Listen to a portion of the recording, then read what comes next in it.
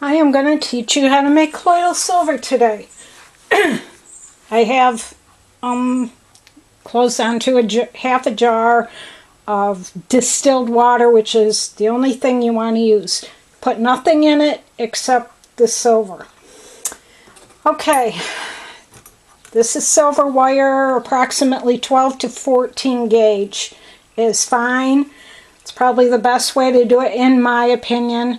You want to use 0.999 or 0.9999 silver, never sterling.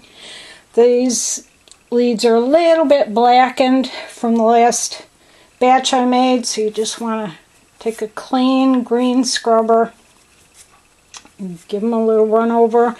Good to go again. You can see this one's worn down considerably. That's good. It just shows that we're using it. Alligator clips, positioned so that they never touch the water. I made hooks to go over the glass, and this is why I prefer the wires, because there's no worry about how you're going to get the coin or the silver bar into the water without metal touching. Okay, first I'm going to do, it's called seeding. This is the jar I keep my colloidal in. And you pour in just a little bit. Now watch the color. Yeah. See that gold color? That's exactly what you want when your colloidal's finished. Be a nice golden shade. Here, I'll show it to you. I never store it in this. This is for just to show you what you want your silver to look like. It's a beautiful color. Yeah, silver turns gold. Isn't that amazing? Okay, never store it in clear jars, only in brown, only in a dark cupboard. Never a refrigerator, never a freezer. Put your leads in. Don't let the silver touch. See, they're not touching. They're far away from each other. They will arc and spark, so you don't want it to touch. Okay, this is a, oh, excuse me. This is my power pack. It is 24 volts, 27 is optimal, 24 is perfectly acceptable. Ours, we got one specifically for this purpose, online of course. You can use a generator, a zapper, and you can use batteries, 3 9-volt batteries hooked together in a pyramid shape. If I had some here, I would show you. I do not. Okay, we're going to plug this in and get it going. Okay, this will make a little bit faster because it's seated. Without it being seated, it can take 4 hours or more. It'll still probably take roughly 4 hours. I'm only doing a small batch because I want it to go quickly. You know, I can do it a couple a day or however much I have time to do each day. And I don't want it to have to sit there for hours and hours and hours. I do not use the batteries because I want to make sure my current is constant and steady. And batteries you have to worry about, have they lost their charge, and now I gotta go check the charge and make sure it's all good. I don't like doing that. I like things quick and simple, and this is quick and simple. You're gonna take a teaspoon to a tablespoon a day. A little more won't hurt a thing. Therapeutic doses, maybe a cup or so a few times a day, and that's only if you're ill. Hopefully, if you're consistent taking your silver daily, you should not have to worry. Tests were performed at Brigham Young University that and the doctor, what was his name? Dr. Henry Crooks found that colloidal silver is highly germicidal. In lab tests, he proved that all fungus, virus, bacterium, streptococcus, staphylococcus, and all other pathogenic organisms were killed in 3 to 5 minutes of contact with colloidal silver. In fact, he said there is no microbe known that is not killed by colloidal in 6 minutes or less in a dilution as little as 5 parts per million. Colloidal silver suffocates the enzyme that's needed by bacteria, viruses, and fungi for oxygen metabolism. So no resistance can ever develop in the bacteria, virus, or fungi like they do with antibiotics. Never make your colloidal in plastic, and I'm going to go against what some people say, never store it in plastic. I've heard people say you can store it in milk containers and all plastics that are rated PET. I don't advise it. I don't trust plastic, period. And you certainly don't want to store it in a milk container because it's not brown glass. Don't let it come into contact with metal. My cap, let me get it under light here, is metal, but it is coated.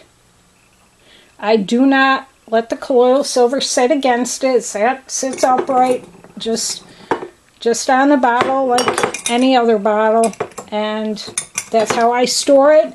It does not come into contact with the metal, and if it did for a couple of minutes, no big deal.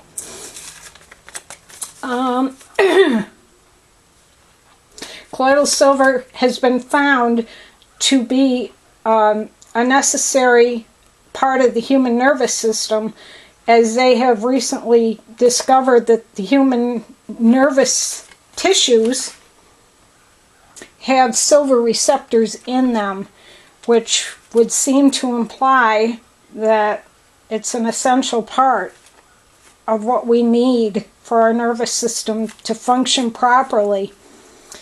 And the ions in the silver stimulate the lymphatic system by cleaning out all the dead cells and bringing the oxygen to the healthy cells. And that test was performed by Dr. Samuel West. I noticed that it does give me a burst of energy when I take it. When I take it, I just take a mouthful and I swish it in my mouth for a few seconds, maybe up to 30 seconds or so, because you absorb under your tongue almost immediately into your bloodstream. That's called sublingual, under the tongue. And that's how you take concentrated forms of vitamin C, B12 as well. It's a very effective way to take it. You can use nose drops if you happen to have sinusitis. Just clean out a nose drop bottle or go buy a dropper. If you have problems with your lungs, you can nebulize it. A lot of people have a nebulizer who have asthma and such, and maybe you could find one at a yard sale or even buy one new. And that also enters the bloodstream very, very rapidly. You can put it in your eyes if you get pink eye. You can put it in your ears. If you get burns or cuts or injuries, you can put it on your skin. It's got a multitude of uses, and they're all positive. The only way that you will ever get blue skin is if you put salt in your distilled water and you take more than probably most people would. The one man who was so famous for having argyria put salt in when he was making it, and he drank, I believe it was a pint a day, and some say it wasn't such an honest thing, that he had connections. Nevertheless, you don't want to do it. Just make it pure, plain distilled water. This is going to take a little while as the black begins to build up, which happens when the silver comes off into the water. I will show you, and you have to go in and clean off the leads every so often, and I will show you that as well, what they look like and what the buildup looks like. And I'll be back as soon as there's some activity going on. Okay, we're about 40 minutes into the process, and I think you can see some of that buildup happening on the negative wire. That's generally the wire that gets the most buildup. Again, make sure those clips never touch your water. Make sure you've got your rods in the water at least 2 inches. A good full jar is best, but this is fine, nothing to worry about. We'll be back when we begin to see more progress. Okay, we are at an hour and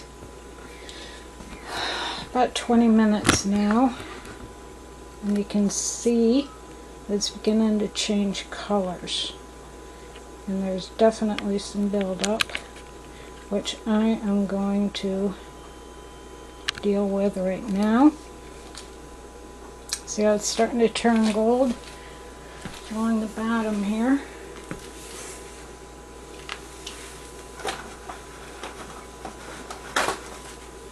Now I'm going to pull out this rod.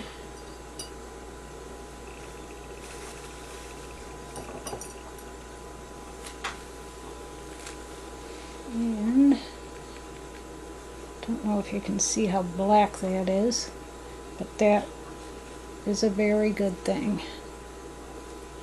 Okay, so now, keeping me from touching, I'm going to wipe it off with a paper towel. It's not a big deal. There is not enough black on it right now to have to take a scrubber to it. Paper towel will suffice. Show you what I got off it. See that? That's what you want to see. Right there. And see how pretty gold that is down there? We're not quite ready yet. It's still cooking, so to speak. But we are making definite progress.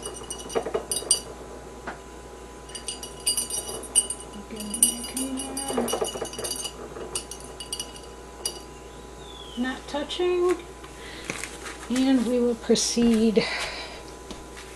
You know, I'm seeing a lot of videos out there that are telling you that everything has to be just perfectly clean and whatnot. Don't worry about that. This is a disinfectant of the best kind ever, so don't worry about being sterile with everything. Okay, we'll be back.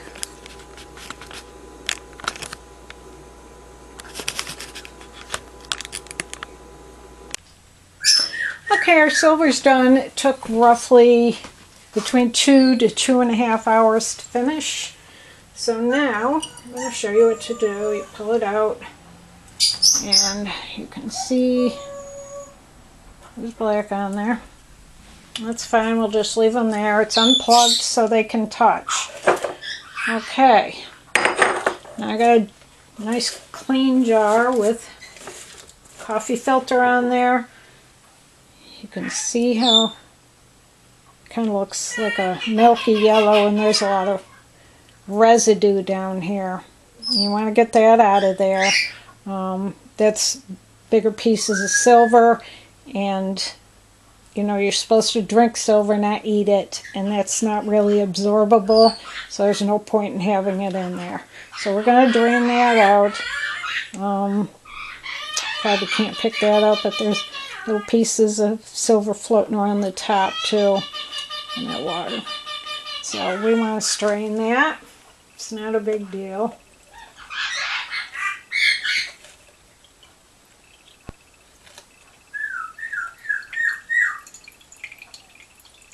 It's really quick to do. And you know, I've watched some videos, I've noticed a lot of disinformation out there from well-meaning people who maybe haven't done sufficient research. If you feel that you have to sterilize everything and keep everything perfect to make this because you'll contaminate it, then you've lost the whole purpose. Silver is perfectly capable of killing all bacteria, microbes, and keeping it clean, yes, but keeping it sterile is a little redundant. You don't need to have gloves. I mean, this isn't a hospital. So there you go. See, it's got a nice tint to it. That's how you want it to look when it's all done. You don't want it black. You don't want it gray. You want it nice gold color. Now it's ready to go in its brown container, and you've got colloidal silver. Now, when you take a swallow of that, you're going to have a metallic taste, and they're supposed to. I guess that's all there is to it. Enjoy. You can make as big a quantity as you want. Some people make it by the gallon. Had I not seeded this with the colloidal I had already made, it would have taken longer, up to a couple of hours, even with just this little bit of water that I had in there. But there you go. That's the process. It's super simple. There are generators out there, colloidal generators. Dr. Bob Beck gave the specifications, so you can make one yourself if you're electrically inclined. There's Sota company sells exactly according to Bob Beck's specs. They are expensive. There's a guy on eBay who sells, they're called Hulda Clark. She was another person who used zappers. Designed to her specs, which is adequate to make this. Again, they're battery operated. That's a personal preference. Mine is electric.